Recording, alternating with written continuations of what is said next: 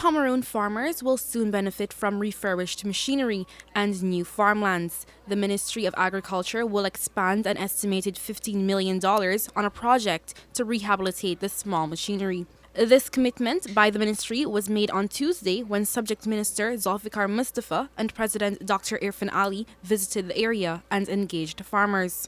Minister Mustafa on Wednesday told the newsroom that the visit was prompted by flooding in Region 2, but it allowed the president an opportunity to observe the challenges farmers face. There is a group there that they have two small machines which will rehabilitate for them, and they will use it also to help farmers to raise the level of their beds.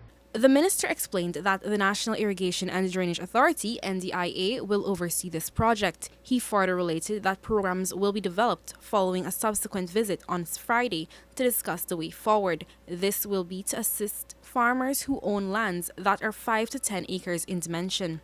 So I will be returning back on Friday to meet with farmers, and I will be doing a program to see how we could help in relation to the small farmers in terms of like 5 to 10 acres, farmers who own those that amount of land.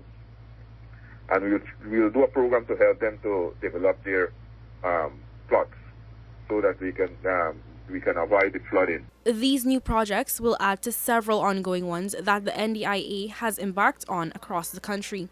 Additionally, the numerous measures to prevent flooding and other challenges these farmers are burdened with includes the purchase of a pontoon, ongoing block drainage, provision of excavators, and dredging of the Pomeroon River. When that is done, I think that the flooding in the area will minimize a lot because we'll have proper draft, so to speak, in the Pomeroon River. Right now, that's a major project going on there. Dredging of the Pomeroon River, which will improve economic activity and provide better drainage, is an ongoing project which commenced mid-year to the tune of $569 million. Reporting for the newsroom, I am Lizina Yearwood.